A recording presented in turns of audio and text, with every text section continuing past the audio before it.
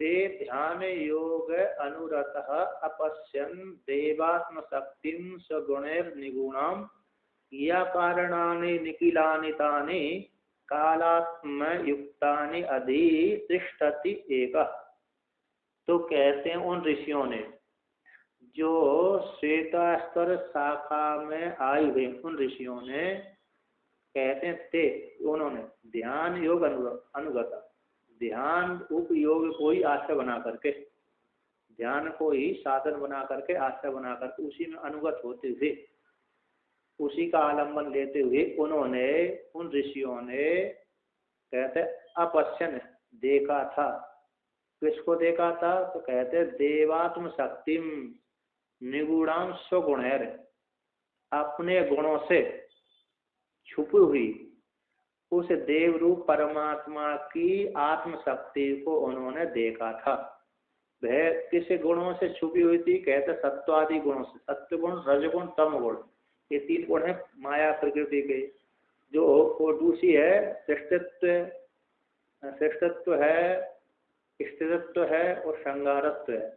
इन तीनों कार्यों के माध्यम से वो छुपी हुई रहती, उस शक्ति को उन्होंने जाना। तो कहते हैं कि परमात्मा की शक्ति को उन्होंने जाना था, माया को। अब यहाँ पर जो माया किसमें रहती है उसका वर्णन करते हैं।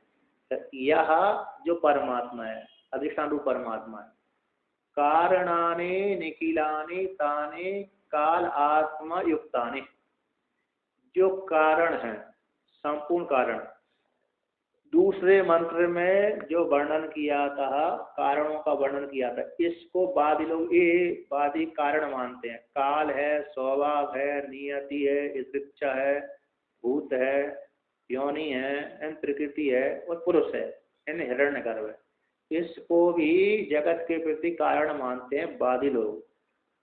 तो कहते हैं ये सारे कारण उस अधिष्ठान रूप परमात्मा में ही कल्पित रहते हैं। तो तानि कारणी काल आत्मा युक्तानि, काल आत्मा से युक्त है जो कारण है वो सारे अधितिष्ठति एका, वो सारे कारण उसी परमात्मा में, एक जो परमात्मा है उसमें क्या रहते हैं? आश्रय करके रहते हैं। अर्थात वह परमात्मा इन सभी का अधिष्ठान है और परमात्मा ही अपनी माया शक्ति को लेकर के जगत का कारण बनता है। और इसके पश्चात जो अन्य अन्य कारण हैं वे तो कैसे हैं? वादियों के द्वारा कल्पित हैं, वास्तव में वो कारण नहीं है। तो कहते हैं आत्म पर्यंत सारे कारणों का ही अधिष्ठान है।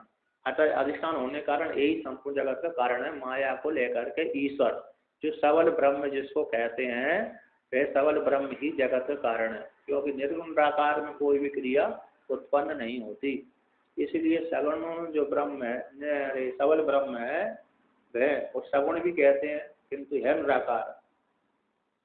तो ऐसा अक्षरो अंतर है यमयति, जो अक्षर रूप परमात्मा है जो सभी के भीतर बैठ करके नियमन करता है, वह जो सबल ब्रह्म है वह ही जगत का कारण है, अभिन्न निमित्त उपादान कारण है। यहाँ पर वर्णन करते हैं कि वह परमात्मा निर्गुणाकार परमात्मा जब माया को स्वीकार करता है तब उसकी ईश्वर संज्ञा हो जाती है, अंतर्यामी संज्ञा, ईश्वर संज्ञा। उस ईश्वर संज्ञा के पश्चात वह अपनी शक्ति के माध्यम से ब्रह्मा बनता है, विष्णु बनता है और रुद्र बनता है। कि परमात्मा उस ईश्वर की तीन शक्तियां हैं, उत्पत्ति करने वाली, संहार करने वाली और पालन करने वाली है। तो तीन शक्तियां कौन सी हैं? यद्यपि बहुत सी जगह है सेवागम में वर्णन किया है कि परमात्मा की 5 शक्तियां हैं, उत्पत्ति शक्ति, पालन शक्ति, संहार शक्ति, निग्रह शक्ति और अनुग्रह शक्ति। निग्रह है ना, अनुग्रह शक्ति और प्रवृत्ति शक्ति। निग्रह को जगत में ले लिया अथवा प्रवृत्ति शक्ति और निग्रह शक्ति अथवा अनुग्रह शक्ति। मतलब निग्रह अनुग्रह है ना, निग्रह अनुग्रह के लेंगे तो कहते एक जगत की ओर ले जाती है वो हो गई, और अनुग्रह यानी जगत से आत्मा की ओर ले जाती है। निग्रह शब्द का अर्थ है प्रवृत्ति करेंगे तो जगत की ओर ले जाएंगे, निगृहित हो गया, अथवा आत्मा की ओर करेंगे तो अनुग्रह, तो मतलब वो हो जाएगा कि त्रिवृत्ति शक्ति अनुग्रह शक्ति है ना, ऐसा। तो 5 शिव जी की 5 शक्तियां हैं, तो उत्पत्ति स्थिति संघात हो ही गई। एक जगत को ले जाने वाली है त्रिवृत्ति शक्ति हो गई, एक जगत से छुड़ाने वाली है वो अनुग्रह शक्ति हो गई। तो ये अनुग्रह शक्ति आदि है, मतलब इस प्रकार से ये 5 शक्तियां हैं। ऐसी 6 आगम में आदि वर्णन किया। यहीं पर भाष्य में आएगा कि परमात्मा रूप ईश्वर की 3 शक्तियां हैं। वो 3 शक्तियां कौन सी है? ब्रह्मा विष्णु महेश ही है। तो ब्रह्मा विष्णु महेश ही जगत का सृजन करते हैं, पालन करते हैं, संहार करते हैं। इन्हीं शक्तियों से वह परमात्मा छुपा हुआ रहता है। ये सारी शक्तियां उसी परमात्मा रूप अधिष्ठान में कल्पित है। कैसी हैं? कल्पित है। आगे पुराण का उदाहरण देंगे इसमें। अब भगवान यहाँ पर भाष्यकार भाष्य लिखते हैं, भगवान भाष्यकार भाष्य लिखते हैं, कहते ते ध्यान योगा इति, ये प्रतीक ले लिया श्रुति का। ध्यान किसको कहते हैं तो उसका वर्णन करते हैं। ध्यानम नाम चित्त एकाग्रम तदेव योगो युज्यते अनेन इति ध्यातव्य स्वीकार उपाय। तो यहाँ पर कहते हैं ध्यानम नाम चित्त की एकाग्रता, जिस चित्त का एकाग्र होना वही ध्यान हो गया। तद वह ही योग है। युजुर योगे, दही चिंतायाम धातु से ध्यान बनता है। युजुर योगे से योग शब्द की निष्पत्ति होती है। मेरे चित्त की एकाग्रता ही ध्यान है योग, तद वही योग है। युज्यते, युक्त हो जाता है, जिसके द्वारा, कौन के द्वारा? जिसके द्वारा व्यक्ति युक्त हो जाता है, उस चित्त के द्वारा परमात्मा के साथ युक्त हो जाता है। कहते ध्यातव्य स्वीकाराय, ध्यातव्य कौन होगा? जो ध्यान करने के योग्य है। चित्त के माध्यम से व्यक्ति उस ध्यातव्य वस्तु को गृहीत कर लेता है, अनुगृहित कर लेता है, स्वीकार कर लेता है, अर्थात उसको पहचान देता है। तो ध्यातव्य के स्वीकार का उपाय यानी साधन ये कौन है? ध्यान योग है। तो ऐसे ध्यान योग से उस ध्यातव्य वस्तु का ज्ञान हो जाता है, स्वीकार कर लेते हैं। तो उसका ये साधन कौन है? ध्यान योग है। तम अनुगता, उस ध्यान योग में अनुगत होती हुई समायित होती है। अनुगत का समायता, अर्थात उसमें युक्त हो गए, सम्यक रूप से आयतित युक्त हो गए, है ना, नित्राम रूप से। जैसे तेल की धारा बिना कटे ही गिरती है ना। जल की जैसे धारा गिराएंगे तो कट कट के भी गिर जाती है, किंतु तेल की धारा कैसी होती है? एकदम मिली हुई सी रहती है, वो कटती नहीं है। ऐसे समाहित होकर के उन्होंने अपश्यन का कर दिया दृष्टवंतो, देखा था। कैसे, किसको देखा था? तो देवात्म शक्ति इति, देवात्म शक्ति को उन्होंने देखा था। कौन ने देखा था? कि जो ध्यान योग में अनुगत थे, ऐसे उन ऋषियों ने उस परमात्मा की शक्ति को देखा था। वह संपूर्ण जगत के प्रति कारण, जो संपूर्ण जगत के प्रति कारण, उस कारण को देखा था। क्योंकि वह भी बड़ी सूक्ष्म है, प्रकृति भी है कैसी? बड़ी सूक्ष्म है। उसके जो कार्य हैं प्रकार्य हमको देखते हैं। तो यहाँ पर आगे कहते हैं पूर्वोक्तम एव प्रश्न समुदाय परिहाराणाम सूत्रम उत्तरत्र प्रत्येकम प्रपंचिष्यते तत्र अयम प्रश्न संग्रह किम ब्रह्म कारणम।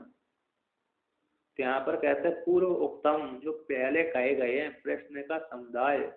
तो प्रश्नों का समुदाय कहाँ पर वर्णन कर दिया? कि कौन ब्रह्म है, किम ब्रह्म है, किम कारणम ब्रह्म है इत्यादि। एक ब्रह्म कारण ब्रह्म है तो निमित्त कारण है, कि उपादान कारण है, कि अभिन्न निमित्त उपादान कारण है, अथवा बिना कारण की जगत की उत्पत्ति हो गई है कि नहीं? तो स्वभाव के माध्यम से, तो इत्यादि प्रकार से जो प्रश्नों का समुदाय था और परिहारों का सूत्र के द्वारा वर्णन कर दिया गया। तो ब्रह्म ही संपूर्ण जगत का कारण है। अब उसी प्रश्न का जो समूह था, उसी प्रत्येक प्रश्न को प्रपंचिष्यते, प्रपंच करके विस्तार करके दिखलाते हैं।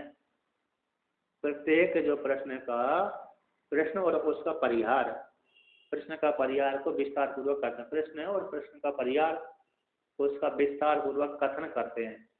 प्रपंचिष्यते यानी विस्तार करते हैं। तत्र अयम प्रश्न संग्रह, तो वो जो वहाँ पर पहले वर्णन किए थे प्रश्न का संग्रह उसको वर्णन करते हैं।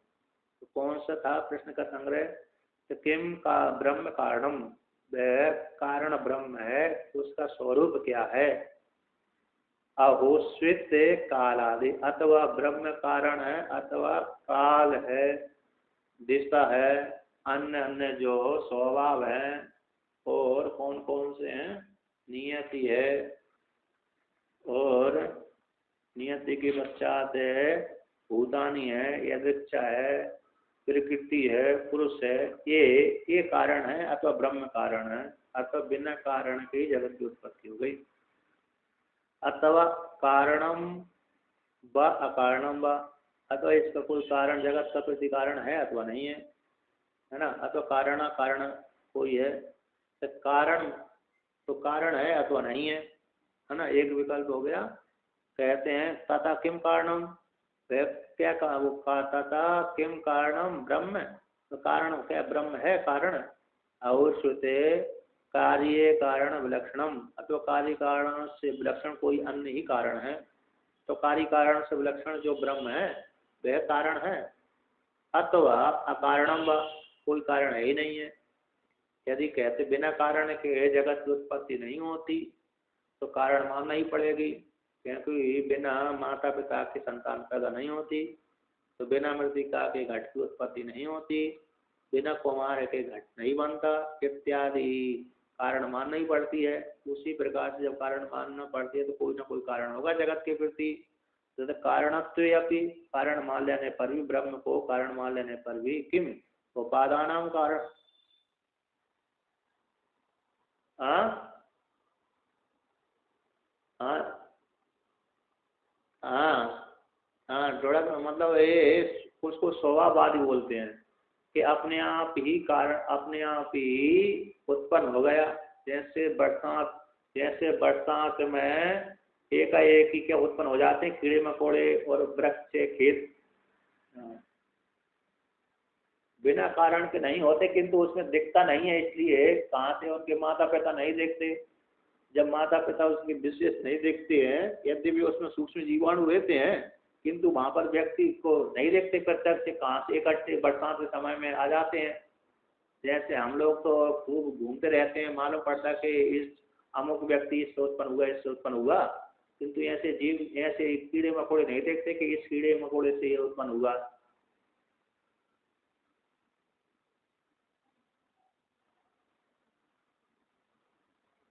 अच्छा अच्छा। तो कहते हैं तो जिस प्रकार से अरे कीड़े मकोड़े अपने आप और घास फूस अपने आप उत्पन्न हो जाते नहीं होते छोड़ करके, यदि यदि भी वहां पर कोई व्यक्ति नहीं चाहता खेत में कि मेरे खेत में फसल के स्थान पर दूसरी वस्तु उत्पन्न हुए, है क्या नहीं? किसान है फसल को बचाने के लिए दूसरी वस्तु को नष्ट कर देता है ना, तेरे भी जिसको नष्ट किया वो पुनः उत्पन्न हो जाते हैं बिना बोए। तो जिस प्रकार से बिना बोए ही घास फूस हो गया था किसान के खेत में, उसी प्रकार से ये जगत अपने आप ही हो गया होगा। ये जो निरीश्वरवादी हैं, स्वभाववादी हैं, चार वाक हैं, वो ये कहते हैं, चार वाकों का मत है कि कोई ईश्वर आदि नहीं है, बिना ईश्वर के ही पांच भूत, चार भूत अपने आप मिल गए, मिल करके चेतन बन गया तो जगत की उत्पत्ति हो गई। ये उनका मत है। तो कहते हैं बिना, फिर किंतु दूसरे बात ये कहते हैं कि भाई बिना, हमने देखा कि जब भी कोई उत्पन्न होता है तो किसी न किसी उससे कारण से उत्पन्न होता है, घट जैसे बनता है वो मृत्यु का रूप कारण से बनता है, इसीलिए बिना कारण के कार्य उत्पत्ति नहीं होती। तो इससे सिद्ध होता है कोई ना कोई कारण होगा। तो कारण मान लेने पर ब्रह्म ही कारण है, क्योंकि जड़ कारण नहीं होती, चेतन ही कारण होता है। तो चेतन कारण जो ब्रह्म है तो वह निमित्त कारण है अथवा उपादान कारण है। कारणत्वे किम उपादानम उत निमित्तम, निमित्त कारण मान लेने पर ब्रह्म को क्या निमित्त कारण है अथवा उपादान कारण, अथवा वह कारणम, वह कारण वाला है। ब्रह्म किम लक्षण, उस ब्रह्म का क्या लक्षण है, क्या स्वरूप है, क्या निमित्त कारण वाला है और उपादान कारण वाला है, अथवा वह कारण वाला है, अथवा उसका स्वरूप क्या है, अथवा कहते हैं अकारणम व ब्रह्म, अतः बिना कारण वाला ही अपने आप ही जगत की उत्पत्ति हो गई। किम लक्षणम, है ना।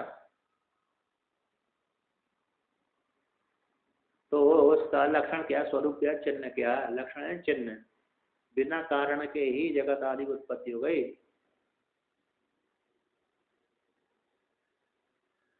कहते हैं अकारणम व ब्रह्म, है ना, वह कारण है ही नहीं है, बिना कोई कारण ही नहीं है। तो कारण है तो फिर उसका लक्षण क्या है, स्वरूप क्या है। अकारणम कारणम नहीं है ब्रह्म, यदि कारण है तो उसका लक्षण क्या है, स्वरूप क्या है। इस प्रकार से जो प्रश्न है समुदाय हो गया। अब उसका संहार करते हैं। तत्र अयम परिहार, उसमें एक परिहार करते हैं। क्या, न कारणम ब्रह्म, ब्रह्म ना तो कारण है, न अपि अकारणम, अकारण भी नहीं है, न च वयम, तो वह कारण भी नहीं है, न अपि अनुवयम, अनुवयम तो कहते हैं दोनों से, कहते अनुवयम, उभयम यानी कार्य कारण, तो कार्य कारण से भी विभिन्न नहीं है, दोनों से, न दोनों से भिन्न है, वह भी दोनों से भिन्न भी नहीं है ब्रह्म। कार्य कारण, यहाँ पर कहते हैं न कारण, ब्रह्म कारण नहीं है, न अपि अकारणम, और कोई कहते अकारण भी नहीं है, कहते नहीं। वो कहते न उभयम, वह कारण भी नहीं है अकारण भी नहीं है, उभय भी कारण अकारण भी नहीं है, और उस कार्य कारण से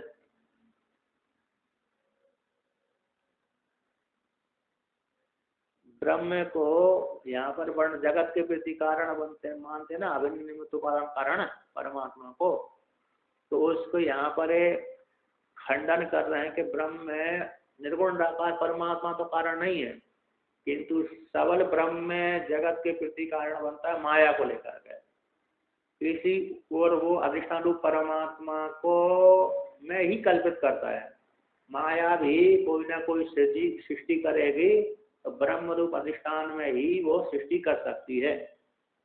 जैसे रस्सी रूप अधिष्ठान में वो कल्पना कर सकती है, रस्सी रूप अधिष्ठान में सर्प की कल्पना होती है।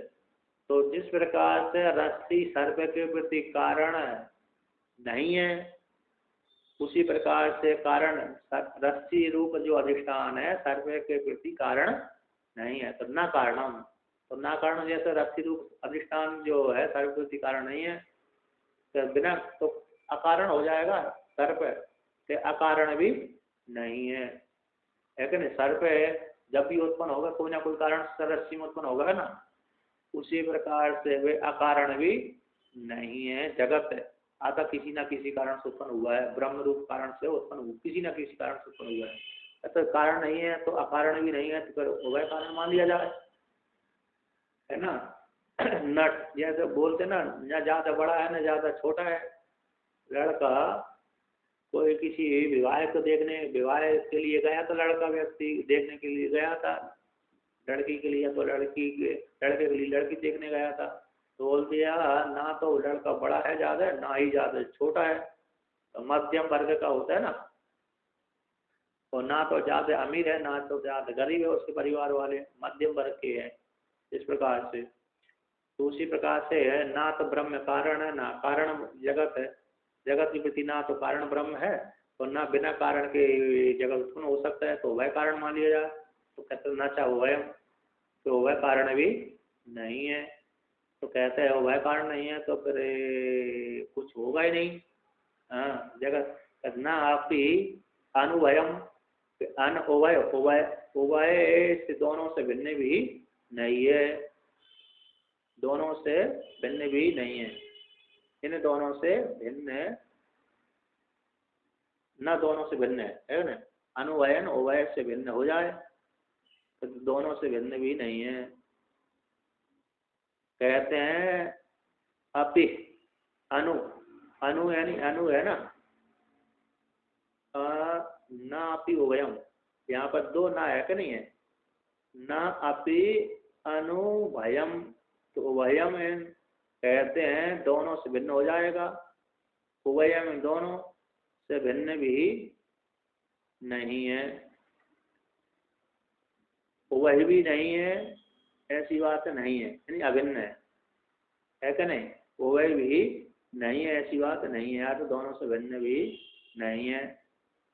कहते न निमित्तम, क्योंकि ब्रह्म रूप अधिष्ठान से, ब्रह्म रूप अधिष्ठान के बिना जगत की उत्पत्ति नहीं होती, इसलिए दोनों से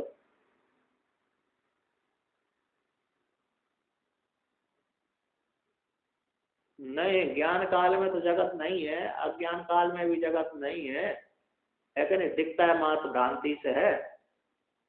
तो यहाँ पर निर्गुण निराकार परमात्मा को कहते हैं वो जगत का किसी प्रकार से कारण नहीं बन सकता, उसका खंडन करके, ब्रह्म का खंडन करके, तो लेकिन क्या फिर किसको कारण बनाते हैं कि सबल ब्रह्म को, किसको, सबल ब्रह्म ही, हाँ सबल ब्रह्म ही जगत का कारण बनता है, वह भी अधिष्ठान परमात्मा में आश्रय लेकर के। लेकिन जो अन्य वादी जो मानते हैं उन वादियों के मत को खंडन करते हैं, किसको, अन्य जो वादी हैं उन वादियों के मत को जो कहते हैं प्रकृति जगत के प्रति कारण है, अन्य पुरुष जगत के प्रति कारण है, काल स्वभाववादी ही जगत के प्रति कारण, उन कारणों को खंडन करते हैं कि वो कारण नहीं बन सकते। तो कारण कौन बन सकते हैं, तो परमात्मा की जो माया शक्ति है वह ईश्वर के साथ युक्त होकर के जगत के प्रति कारण बनती है, सबल ब्रह्म है, और सबल ब्रह्म की शक्ति जो माया है वही जगत के प्रति कारण है। यहाँ पर विशेष रूप से माया को कारण बताते हैं। तो माया का कारण बताने का क्या प्रयोजन है, कहते माया का कारण इसलिए बताने का प्रयोजन कि माया सत्य नहीं है, अनिर्वचनीय है, सत्य कह दिया तो फिर कभी भी उससे जगत का नाश नहीं हो सकता, और असत्य इसलिए नहीं कह सकते कि वह उसका कार्य दिखता है, इसलिए उसको सत्य और असत से भिन्न अनिर्वचनीय कह देते हैं। वह अनिर्वचनीय माया ही जगत के प्रति कारण है अज्ञान को लेकर के। तो यहाँ पर कहते हैं न च निमित्तम, परमात्मा जगत के प्रति निमित्त कारण भी नहीं है, न च उपादानम, तो उपादान कारण भी नहीं है, न च वयम के अभिन्न निमित्त उपादान कारण हो जाए वह भी नहीं है। एतत् उत्तम भवती, तो इस पर क्या सिद्ध हुआ कि परमात्मा जगत बिना कारण के ही प्राप्त हो गया, और ब्रह्म का स्वरूप कुछ क्या हुआ है अथवा नहीं हुआ, बिना सृष्टि के ब्रह्म को ज्ञान भी नहीं हो सकता। यदि सृष्टि न होए तो ब्रह्म है कि नहीं इसका भी ज्ञान नहीं होगा, है क्या नहीं।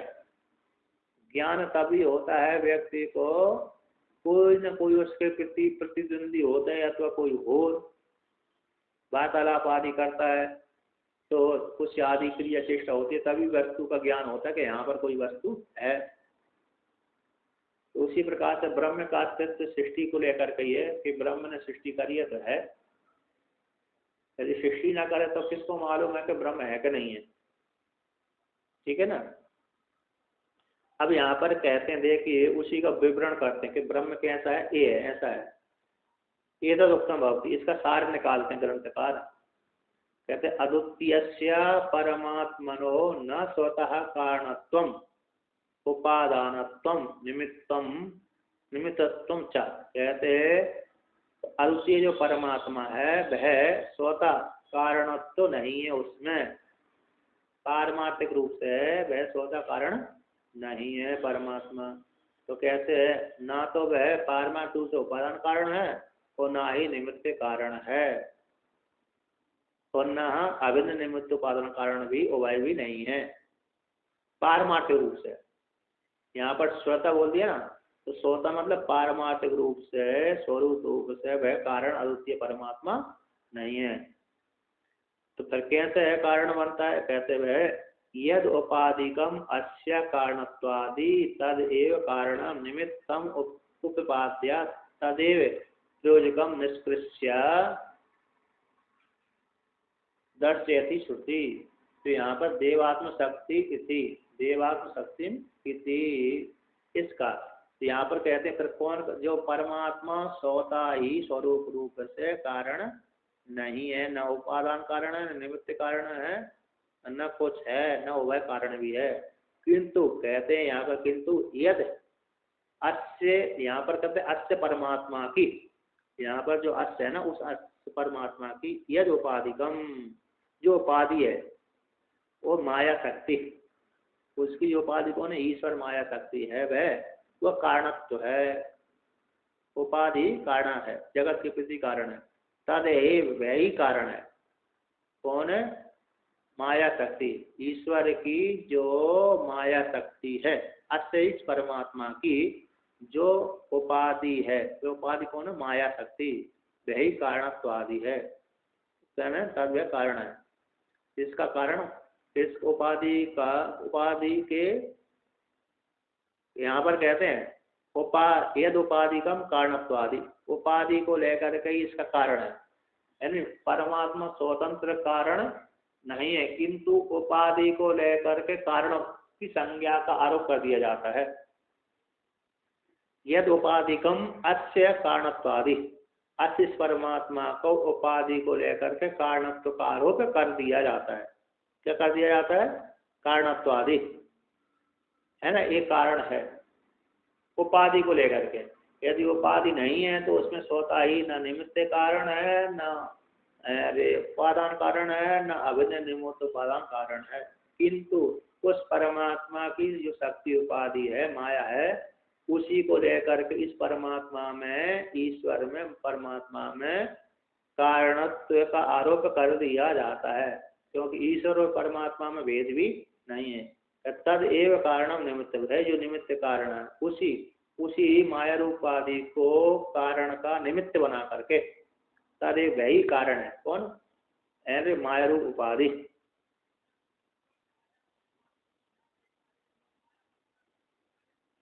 जब उपाधि को आपने त्याग दिया तब अपने स्वरूप में स्थित हो जाते हैं, है क्या नहीं।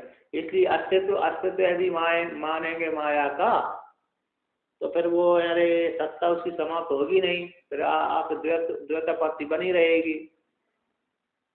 इसलिए माया को तत्व रूप से स्वीकार नहीं करते, भाव रूप से स्वीकार तो करते, दिखती है, उसका कार्य दिखता है, ऐसी माया है, किंतु पारमार्थिक रूप से सत्य है ये नहीं स्वीकार करते, क्योंकि पारमार्थिक रूप से सत्य स्वीकार करेंगे ये माया को, तो फिर एको हम अद्वितीय नेहा नानास्ति किंचन, इस श्रुति कैसी हो जाएंगी, बाधित हो जाएंगी।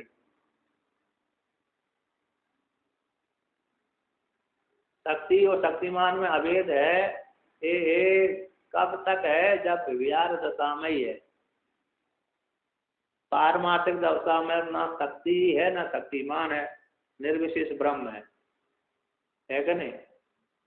जैसे व्यवहारिक सत्य, प्रातिभाषिक सत्य और पारमार्थिक सत्य, तो पारमार्थिक सत्य तो ब्रह्म ही है, और व्यवहारिक सत्य जगत है।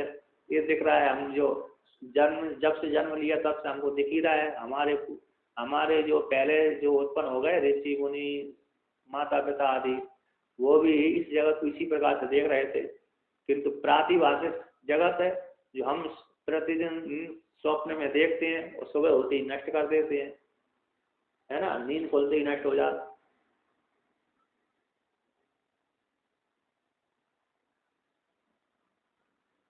हाँ, माया अनादि है, अनंत नहीं है, जब तो मतलब ज्ञान के द्वारा अंत होने वाली है, वो ज्ञान के द्वारा उसका बाद हो जाता है उस व्यक्ति के लिए, किसके लिए, जिसको ज्ञान हुआ है। अब जिसको ज्ञान नहीं है उसके लिए तो बनी ही रहती है, लेकिन ज्ञान के द्वारा उसका बाद हो जाता है। जब तक ज्ञान नहीं होगा तब तक उसका बाद नहीं होगा। तो यहाँ पर कहते तदेव कारणम, वो जो उसकी उपाधि परमात्मा है, परमात्मा की जो उपाधि है उसी वही कारण है, उस कारण को निमित्त बना करके, है ना, उसको क्या है, निमित्त का निमित्तम उपादेय, तो एक कारण रूप निमित्त को उपाधि रूप जो कारण है उससे कोई निमित्त का उपादन करके, प्रतिपादन करके, यानी उसी को निमित्त बना करके, उपाद्य का अर्थ बना करके, उपाधि रूप कारण परमात्मा की जो माया शक्ति रूप उपाधि है उसी को ही निमित्त बना करके, उत्पादन करके, तद एव प्रयोजकम, वह ही प्रयोजक है, नियोजक है, अनुष्ठापक है। साक्षात प्रयोजक का अर्थ होता है साक्षात अथवा परंपरा से कारण है, साक्षात कारण अथवा परंपरा से कारण है, वो उपाधि कारण है, ऐसा निश्चय करके, निष्कृष्य निश्चय करके, निश्चित करके अथवा निश्चय करके, तद वह ही परमात्मा की जो उपाधि है वह ही जगत के प्रति प्रयोजक है, यानी कारण है, निमित्त कारण, साक्षात कारण अथवा परंपरा से कारण है, प्रेरणा के अनुकूल है, ऐसा निश्चय करके इन जगत की जो माया शक्ति अव्याकृत है, जिसको अव्याकृत भी कहते हैं दूसरी भाषा में, माया कहते हैं, अव्याकृत कहते हैं, प्रकृति भी कहते हैं, अविद्या भी कहते हैं, पर्यायवाची नाम है। वह ही, उसी को ही,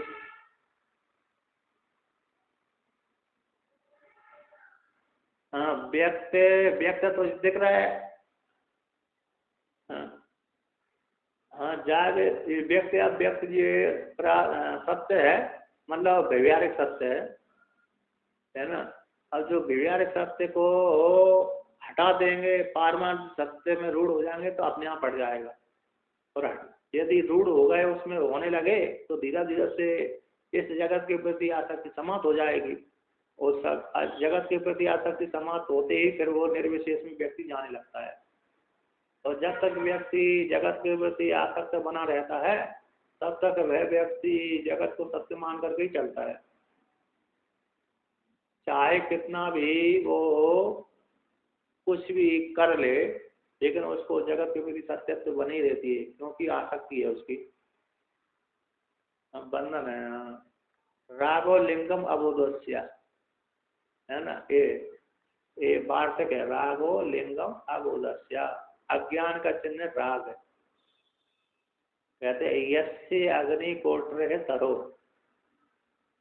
जिस वृक्ष के कोटर में आग लग गई है, कुता साध बलता त्यात है, तो कहते हैं उस अग्नि में, उस कोटर में कैसे हरियाली आएगी, जिस वृक्ष के अग्नि में, जिस वृक्ष के कोटर में, कोटर यानी खोखला घोंसला में वो पक्षी बना देते हैं, कभी कभी तो बिना पक्षी के भी उस अंदर भीतर सड़ जाता है, तो उसमें जिसने किसी व्यक्ति ने बाहर से आग लगा दिया, तो आग लगाते ही उसमें हरियाली आना बंद हो जाती है, सूख जाता है। उसी प्रकार से ब्रह्मवेत्ता में ब्रह्म रूप अग्नि के द्वारा, ब्रह्म ज्ञान रूप अग्नि के द्वारा उसका सारा वृक्ष जला दिया गया है, फूट फूट बचा हुआ है ना, देखने मात्र के लिए। अब उसमें कोई बात नहीं है तो कैसे हरियाली जगत उसके प्रति जगत बनेगा, यानी नया जन्म की प्राप्ति होगी उसकी, कैसे होगी, ऐसा नहीं होती।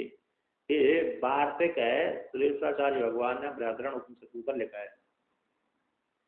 कहते यहाँ पर क्या कहते हैं, तदेव प्रयोजकम, जो माया शक्ति को ही प्रयोजक बना करके, हेतु बना करके, कारण बना करके, ऐसा निश्चय करके, ऐसा किन्होंने निश्चय किया, ऐसे है उन ऋषियों ने निश्चय किया, तो उसको दर्शयति दिखलाते हैं, श्रुति दिखलाती है, श्रुति ने दिखलाया, यहाँ पर श्रुति ने ही इस प्रकार से निश्चय करके दिखलाया। ऋषियों ने इस प्रकार से निश्चय किया श्रुति के माध्यम से, तो निश्चय करके उन्होंने क्या देखा कि देवात्म शक्ति, उस देवात्म शक्ति को जाना कि यही जगत के प्रति कारण है कि नहीं। ये माया शक्ति न हो तो फिर माया शक्ति हो ना तो जगत कैसे उत्पन्न होगा, जगत को उत्पन्न करने के लिए माया शक्ति है, माया शक्ति ही जगत के प्रति कारण है।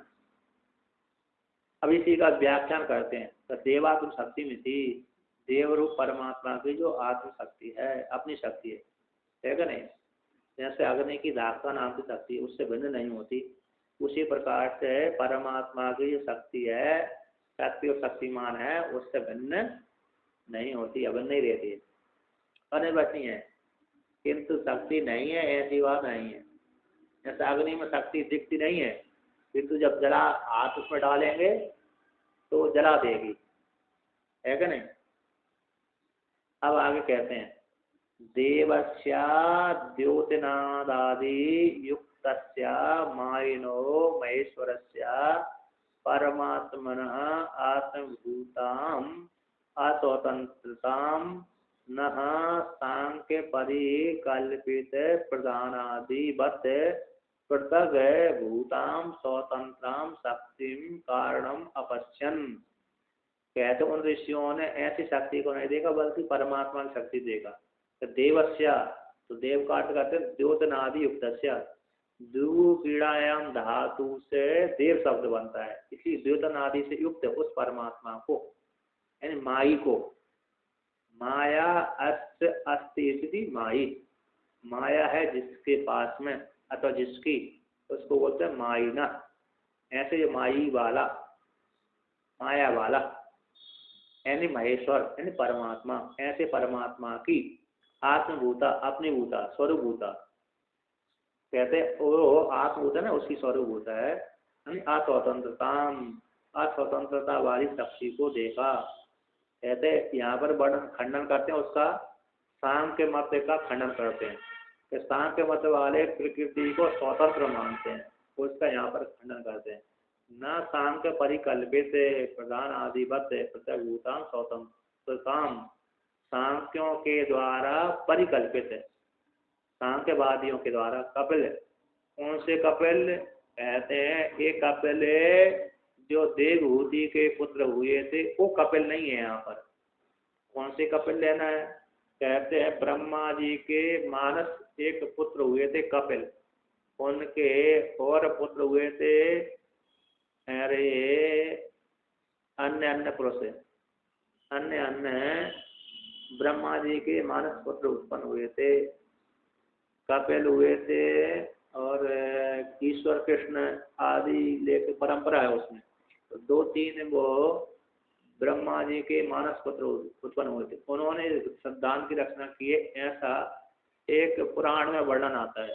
क्योंकि ब्रह्म सूत्र में भगवान भास्कर ने जब कपिल नाम आया है तो देवहूति वाले कपिल का खंडन किया है वहां पर, यानी देवहूति कपिल भगवान विष्णु के अंश अवतार होने कारण वो ऐसा कार्य नहीं कर सकते, इस हेतु से उन्होंने ज्ञान का उपदेश किया है, ना कि सांख्य ज्ञान का उपदेश किया है, ना कि सांख्य इन जो दूसरा सांख्य है ज्ञान योग वाला सांख्य का उपदेश किया है, ये सांख्यवादी मत वाला सांख्य का उपदेश नहीं किया, ठीक है ना। कहते सांख्य परिकल्पित है, कपिल मुनि के द्वारा दो कपिल हुए हैं ऐसा वर्णन ब्रह्म सूत्र में वर्णन किया है, वो पुराण में भी आता है, एक पुराण में पढ़ने को आया था मेरे को। तो कहते हैं सांख्यों के द्वारा परिकल्पित, तो उन्होंने कैसी कल्पना की है कि प्रधान अलग है, पुरुष अलग है, और पुरुष बहुत हैं, एक पुरुष नहीं है, पुरुष बहुत हैं। इस कारिका के द्वारा उन्होंने सिद्ध किया है पुरुष बहुतों का जनन मरण करना नाम प्रतिनियमित अयुगपद अयुगपद, कहते व्यक्तियों की जन्म होता है मृत्यु होती है, एक साथ नहीं होती, अयुगपद होती है, नहीं अलग अलग काल में होती है। आज एक व्यक्ति जन्म ले रहा है, थोड़ी देर के बाद कोई व्यक्ति मर रहा है, कोई व्यक्ति मर रहा है उसी काल में दूसरा व्यक्ति जन्म ले रहा है। तो हर व्यक्ति के अंतःकरण अलग अलग होते हैं, इंद्रिय अलग अलग होती हैं, और मरने वाला भी अलग है, उत्पन्न होने वाला भी अलग है। बहुत से इस प्रकार से उत्पत्ति और मृत्यु एक साथ नहीं होती, एक साथ ही मरते नहीं है, सारे एक साथ जीवित नहीं होते। इससे सिद्ध होता है कि जनन मरण अलग अलग होने के कारण आत्मा बहुत हैं, पुरुष बहुत हैं, ऐसा उन्होंने सिद्ध किया। और प्रधान प्रकृति को कर्ता माना, स्वतंत्र माना है। तो सांख्यों के द्वारा परिकल्पित जो प्रधान आदि है ना, वो जो कैसी है पुरुष से पृथक भूत है और स्वतंत्र है, ऐसी जो प्रकृति है उस प्रकृति को उन ऋषियों ने नहीं देखा। तो कौन सी शक्ति को उन्होंने देखा, कहते जो परमात्मा महेश्वर की आत्मभूत शक्ति है जो पराधीन रहने वाली है, यानी ईश्वर के अधीन रहने वाली है, उस शक्ति को देखा, उस शक्ति को के कारण, उस शक्ति का जगत विभूति कारण है, ऐसे कारण को अपश्यन देखा था, जाना था। किन्होंने जाना था? ऋषियों ने जाना था। परमात्मा की शक्ति, ईश्वर की शक्ति को जाना था। कहते दर्शिष्यति च, और यहीं पर ही श्रुति आगे दिखलाएगी कि परमात्मा की शक्ति को कौन, कैसी शक्ति को जाना। इस वाक्य के द्वारा श्रुति दिखलाएगी आगे कि मायाम तो प्रकृति विद्यान मायनम तो महेश्वरम। कहते माई को तो, माया को तो प्रकृति जानो, है ना। प्रकृति माया जो है परमात्मा की शक्ति माया, उसको तो तुम प्रकृति जानो, विद्याधीन जानो। मायनम तो महेश्वरम, और महेश्वर को, माई को महेश्वर जानो। माया जिसकी अधीन रहती है और माई नम हो गया, ऐसा महेश्वर, उस महेश्वर को तो माई जानो जो माया को अपने अधीन करके रखता है, और माया प्रकृति है। इस प्रकार से तो ऐसी जो उसके अधीन रहने वाली, ईश्वर के अधीन रहने वाली शक्ति जो माया है, उस माया को उन ऋषियों ने जाना। तथा ब्राह्मण, उसी प्रकार से ब्रह्म पुराण में भी वर्णन किया है। क्या है? कहते एषः चतुर्विंशति भेद भिन्ना माया परा प्रकृति सत्य समुत्था। कहते ये ब्रह्म पुराण का वाक्य है। कहते चतुर्विंशति, यद्यपि चतुर्विंशति शब्द कह देने से कोई आ रहा है, सांख्यों की आ रही है, इस वाक्य के माध्यम से तो सांख्य वाली प्रकृति आ रही है। कहते चतुर्विंशति भेद भिन्न वाली माया है कि नहीं। और जो चतुर्विंशति भेद वाली जो माया है, परा प्रकृति है, वह उस ईश्वर से सम्यक रूप से उत्पन्न हुई है। यहाँ पर कहती है इन प्रकट हुई है।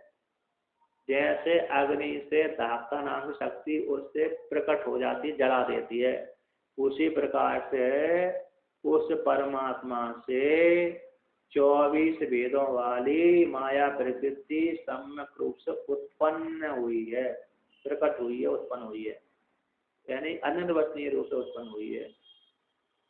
तथा उसी को भगवान कृष्ण भगवान कहते हैं, गीता में वर्णन करते हैं।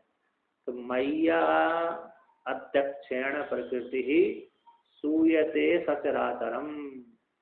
कहते हैं भगवान कृष्ण कहते हैं मेरी अध्यक्षता को लेकर के ही, है ना, मुझे परमात्मा रूप वासुदेव की अध्यक्षता को लेकर के ही प्रकृति संपूर्ण जगत को, चर और अचर जगत को सूयते प्रसूयते उत्पन्न करती है ना।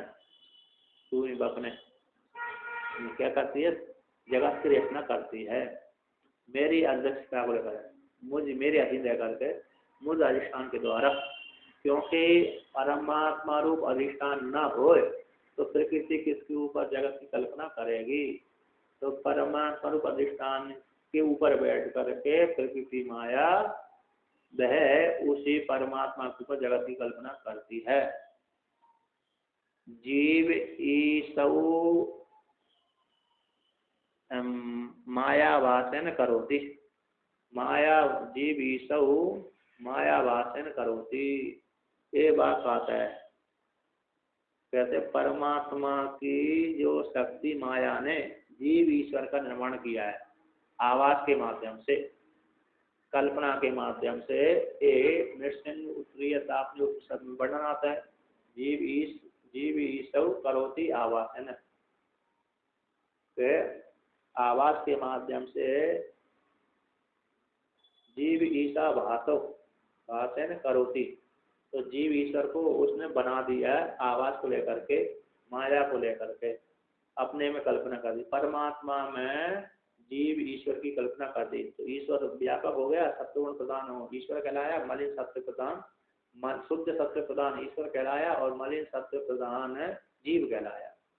तो किंतु दोनों ही कैसे है? नृसिंह उत्तरीय उपनिषद के अनुसार दोनों मिथ्या है।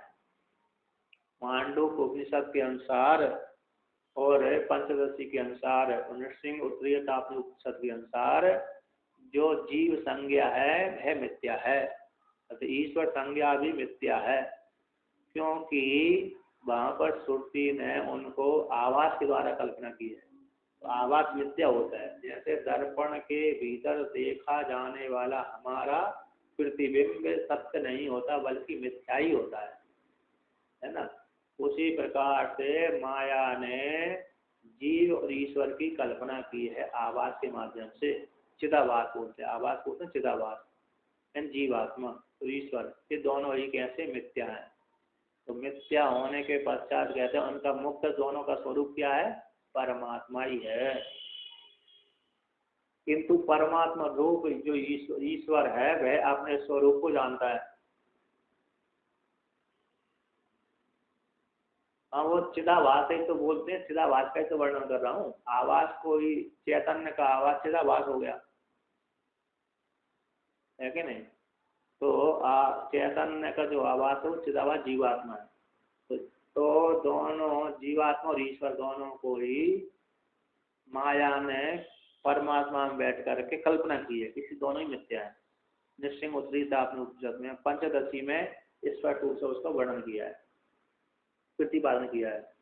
इसलिए तो वहां पर बाद सामानाधिकरण के माध्यम से आत्मा को सिद्ध करते हैं जादूगर, तो मुख्य सामानाधिकरण के माध्यम से अन्य वादी सिद्ध करते हैं, मतलब छांदो विवरणकार आदि।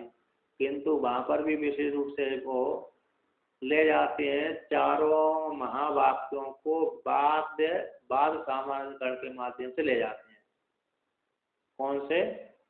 पंचदशीकार सुरेश्वराचार्य भगवान के मत को पुष्ट करने वाले पंचदशीकार बाद सामानाधिकरण के माध्यम से ही सिद्ध करते हैं जगत को, है ना। जगत को परमात्मा आत्मा को सिद्ध करते हैं, जगत खंडन कर देते हैं और सबका खंडन करके आत्मा को शेष रख देते हैं बाद सामान्यकरण के माध्यम से। चारों वाक्यों को भी अयम आत्मा ब्रह्म है, जो आत्मा ब्रह्म है सारा हटा देते हैं और ब्रह्म को शेष रख लेते हैं। प्रज्ञानम ब्रह्म, तो ब्रह्म प्रज्ञान रूप ब्रह्म है, इधर जो जीवात्मा रूप प्रज्ञान था उसको हटा देते हैं, बात कर देते हैं और ब्रह्म शेष रख लेते हैं। तो प्रज्ञान कौन है? ब्रह्म ही है, प्रज्ञानम ब्रह्म एक ही हो जाता है। तत्वमसि वह तुम ही हो, तुम ही वह हो, तो जो वह था वह तुम ही हो, तो अन्य को सबको हटा दिया। अयम आत्मा ब्रह्म में भी जो है आत्मा ब्रह्म है तो एक कर दिया, है ना, और अन्य को जो उपाधि जीवात्मा थी उसको हटा दिया, यही आत्मा ब्रह्म जो है हमारे हृदय। प्रज्ञानम ब्रह्म में ही जो पहले जीवात्मा था प्रज्ञा को लेकर के वह उपाधि थी, उस उपाधि को हटा दिया, वो ब्रह्म ही शेष रहा। और हम ब्रह्मास्मि तो है ही, मैं ब्रह्म हूँ, तो जगत को हटा दिया, चिदाभास को जो हम बोलने रहा था उसको हटा दिया, शुद्ध ब्रह्म को ले लिया। तो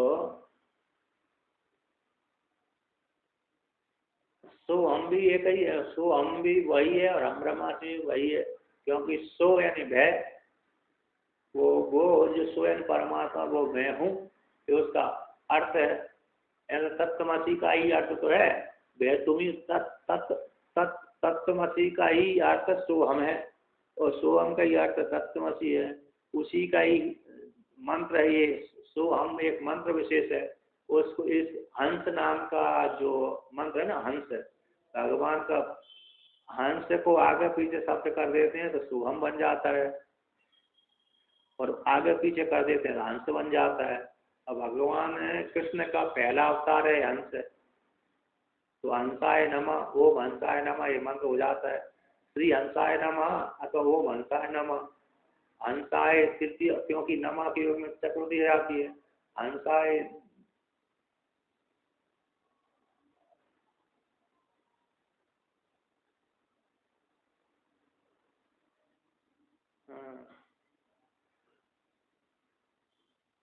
हाँ, इसलिए पहला अवतार था ना भगवान का हंस अवतार, तो हंस अवतार में अरे उपदेश किया था, उसकी आगे परम लगा दिया तो परम हंस हो गए।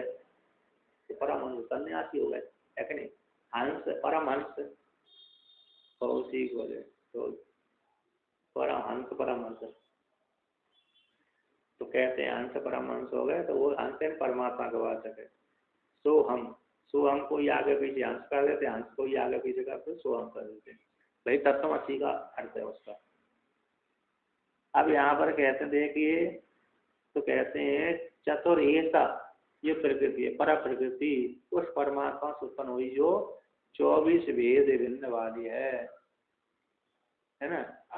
24 प्रकार के भेदों से भिन्न है, 24 प्रकार के भेदों वाली माया है ना, भेद भिन्न है, भेद वाली, भेद से युक्त है, यानी 5 ज्ञान, 24 प्रकार के कौन भेद हो गया, कहते 5 ज्ञानेंद्रिय, 5 कर्मेंद्रिय है ना, और 5 महाभूत और मन बुद्धि अहंकार और 5 तन मात्राएं, ये कितनी मिलाकर कौन हो गई, 24 हो गए। 5 ज्ञानेंद्रिय, 5 कर्मेंद्रिय है, 5 महाभूत 15 हो गए, और 5 अरे तन मात्राएं 20 हो गए, और कहते बुद्धि अहंकार, बुद्धि अहंकार मन, बुद्धि अहंकार और मन, एक कितने हो गए, 23 हो गए। और प्रकृति 24 हो गई, ये 24 वाली, ये 24 तत्व वाली वो प्रकृति, 24 भेद भिन्न वाली जो प्रकृति है वह परमात्मा से उत्पन्न हुई, और पुरुष 25 का कहलाता है उसमें। तो कहते हैं यहाँ तो 26, अथवा ईश्वर मान लिया, तो 26 हो गए, प्रकृति 24 की कोटि में जाती है। तो वहां पर चित्त को नहीं मानते, चित्त को बुद्धि में अंतर्भूत कर देते हैं, तो 25 तत्व सांख्य के अनुसार हो जाते हैं।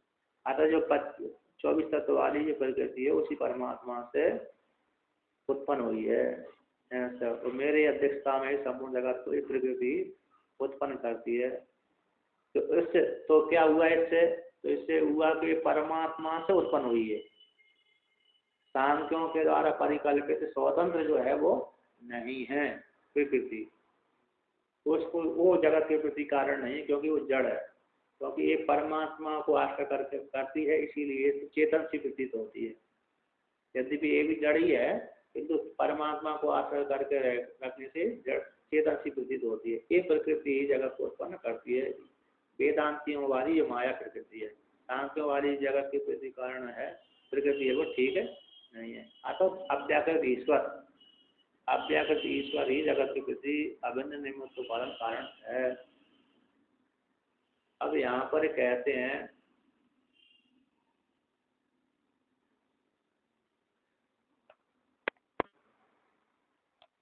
सो गुण है प्रकृति कार्य भूत है प्रत्यप्यादि विच्चा निगुणाम समर्थाम कार्य कारण कारण अकारस्य अभिभूतत्वात् कार्यात् पृथक् स्वरूपेण उपलब्धिम अयोग्याम इति अर्थः। कहते हैं स्वगुणों के द्वारा वह उस प्रकृति को देखा था, देवात्म शक्ति को उन्होंने जाना था ऋषियों ने। वह जो प्रकृति है कैसे अपने द्वारा छुपी हुई है अपने कार्यों के माध्यम से, कि प्रकृति के जो कार्यभूत कौन है, 5 महाभूत है, स्वगुणों के द्वारा छुपी हुई है। तो कहते हैं प्रकृति के जो कार्यभूत 5 महाभूतों के द्वारा छुपी हुई है। तो वहां पर दूसरी टीका में इसका अर्थ कर दिया था स्वगुण, यानी सत्वगुण रजगुण तमगुण के द्वारा छुपी हुई है और शिष्टत्व आदि के माध्यम से छुपी हुई है, ऐसी दूसरी टीका में अर्थ किया इसका। तो यहाँ पर प्रकृति के कार्यभूत पृथ्वी आदि 5 महाभूत हैं, उनके माध्यम से ये प्रकृति जानी नहीं जाती, तो छुपी हुई है। निगुणाम है संवर्त है, निगुणाम का अर्थ करती संवर्त है, तो वह इस प्रकार से छुपी हुई है, उस प्रकृति को उन्होंने जाना। तो यहाँ पर वर्णन करते हैं, ऐसे उदाहरण देते हैं, कार्य आकारण कारण आकार से अभिभूतत्वात्, जैसे कार्य आकार के माध्यम से कारण के आकार कैसे हो जाता, दब जाता है। जैसे व्यक्ति घट घटे को देख करके मृतिका का जो उसका स्वरूप था वो दब जाता है। घट रूप कार्य से मृतिका रूप कारण का रूप जो कैसे हो जाता है, अभिभूत हो जाता है। व्यक्ति की दृष्टि ज्यादातर घट के ऊपर पड़ती है, उसके कारण मृतिका के ऊपर नहीं पड़ती, कम पड़ती है, क्योंकि कार्य कारण को दबा देता है, अभिभूत कर देता है। जैसे व्यक्ति सोन मैं कहाँ पर बाजार में गया, आखण में गया, आपण में जा करके स्वर्ण वाले दुकान में गया, आपण में गया, तो वहां पर स्वर्ण आभूषण खरीदता है, तो आभूषण में उसकी दृष्टि होती है, बल्कि स्वर्ण की दृष्टि कम होती है कि आभूषण बड़ा बड़ा सुंदर है। जैसे ये पायजेब आदि है, करधनी आदि है, बड़ी सुंदर है, इस प्रकार से दृष्टि उसमें उस व्यक्ति की जाती है। बड़े बड़े अच्छे मोती उसमें जड़े हुए हैं, हीरा आदि जड़े हुए हैं, ऐसी दृष्टि उस रूप में चली जाती है, बल्कि स्वर्ण में कम जाती है। तो कहते हैं कार्य के आकार से कारण का आकार दब जाता है, इसीलिए प्रकृति हमको स्पष्ट नहीं दिख पाती, उसके कार्य ही हमको दिखते हैं, उस कार्य से कारण उसका जो आकार था दब गया। कहते कार्य से पृथक स्वरूपेण, जो कार्य से परमात्मा शक्ति माया है, उस माया को कार्य जो घटपट आदि है, ऐसे घटपट आदि से पृथक स्वरूप से उपलब्धि में अयोगात है, उपलब्धि योग्य नहीं है, ऐसी उस माया को उन्होंने जाना। जैसे हमने कार्य कार्य कौन घट और पट हो गया, उसका कारण कौन हो गया, तंतु और वृत्त।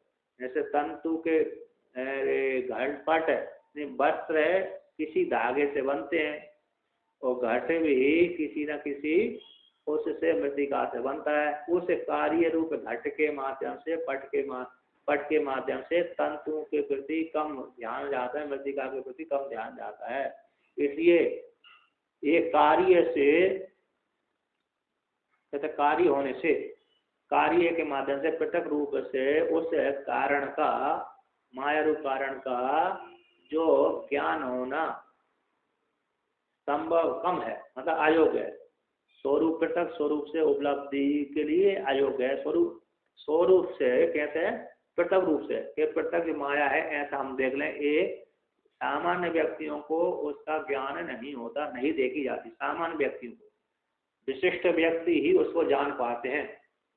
कार्य से पृथक स्वरूप से, कार्य होने से, यहाँ पर अभिभूत हो जाने से, अभिभूत कार्य से, कार्य के द्वारा कारण का अभिभूत कर दिया जाता है। इसी हेतु से पृथक स्वरूप से उस कारण का उपलब्धि कैसी होती है, संभव नहीं है, अयोग्य है। पृथक स्वरूप से माया रूप जो कारण है उसकी उपलब्धि अयोग्य है, आदि संभव नहीं है। अर्थात सामान्य व्यक्ति उस कारण का ज्ञान नहीं कर पाते, किंतु जिसने विशिष्ट ध्यान योग किया है वही व्यक्ति जान सकते हैं। ऐसी उस अयोग्य जो दर्शन के योग्य नहीं है, जानने के योग्य नहीं है, ऐसी उस प्रकृति को ध्यान योग के माध्यम से उस प्रकृति को जाना कौन, ऋषियों ने। क्योंकि योग सूत्र में वर्णन आता है कि व्यक्ति इस प्रकार से प्रकृति में दृष्टि रखने से प्रकृति का स्पष्ट रूप से ज्ञान हो जाता है। जैसे पुरुष में दृष्टि रखने से पुरुष का धीरे धीरे चिंतन करते करते ज्ञान हो जाता है कि मैं ब्रह्म हूँ, पुरुष ब्रह्म रूप जो मैं हूँ, इस प्रकार वाला हूँ। उसी प्रकार से प्रकृति में जब दृष्टि रखता है व्यक्ति, तो प्रकृति की दृष्टि रखने से पृथक अलग अलग रूप से प्रकृति दिख जाती है। ऐसे योग सूत्र में वर्णन किया है कि प्रकृति के ये गुण है, प्रकृति के सत्वगुण में दृष्टि रखने सत्वगुण ज्ञान हो जाता है, तमगुण में दृष्टि रखने तमगुण, रजगुण में दृष्टि रखने रजगुण, तीनों गुणों का ज्ञान हो जाता है। और प्रकृति इस स्वरूप वाली है, इतनी सूक्ष्म है, उसका ज्ञान हो जाता है। तो कहते हैं तथा च प्रकृति, उसी प्रकार से स्मृति कहते हैं तथा च प्रकृति कार्यत्वम गुणानाम दर्शयति व्यास। उसी प्रकार से प्रकृति के जो कार्य गुण हैं उन गुणों को व्यास भगवान ने दिखलाया है ना। प्रकृति के जो कार्य गुण हैं, प्रकृति के कार्य को, गुणों को, प्रकृति कार्य गुण कौन है, सत्वगुण, रजगुण, तमगुण, ये तीनों गुणों को भगवान व्यास जी ने दिखलाया है। किसमें, महाभारत में, यानी गीता में। महाभारत की जो गीता है उसमें कहा गया है कि नहीं। तो कैसे, सत्वम रजतम इति गुण प्रकृति संभव, प्रकृति के जो कार्य कौन है, गुण है, उन गुणों को भगवान व्यास जी ने दिखलाया है स्मृति में, महाभारत में। तो महाभारत में कहते हैं सत्वम रजस तम इति गुण प्रकृति समवा, यानी सत्वगुण रजगुण तमगुण इस तीनों गुण हैं प्रकृति से उत्पन्न हुए हैं। आतत की नहीं, तीनों गुणों की साम्य अवस्था को प्रकृति बोलते हैं। सत्वगुण रजगुण और तमगुण, इनकी जो साम्य अवस्था है बराबर में, न एक इंच न ज्यादा बड़ी न एक इंच कम, बराबर तीनों गुणों को है असाम्य, असाम्य अवस्था होती सृष्टि उत्पन्न हो जाती है शांतों के मत के अनुसार। हाँ, असाम्य में महाप्रलय हो जाता है। जैसे आप कुछ चेष्टा कर, जब शांत बैठे तो कुछ नहीं होता है, आप बैठे रहते कमरे में, और जैसे ही आप अशांत हुए तो कुछ ना कुछ सोचने लगते हैं अथवा क्रिया चेष्टा आदि करने लगते हैं। इसलिए साम्य अवस्था हो गई तो प्रकृति कहलाती है, असाम्य अवस्था में सृष्टि करने लगती है वो वहाँ पर। उसी प्रकार से तीनों गुण उस माया रूप प्रकृति से उत्पन्न हुए हैं, सत्वगुण रजगुण तमगुण, ये तीनों गुणों से फिर सृष्टि उत्पन्न होती है। सत्वगुण लेकर के ब्रह्म विष्णु बनते हैं, रजगुण को लेकर ब्रह्म बनते हैं, और तमगुण को लेकर शिव जी बनते हैं, संगार करते हैं। इस प्रकार से सिद्ध हुआ। अब आगे का पाठ कल करेंगे।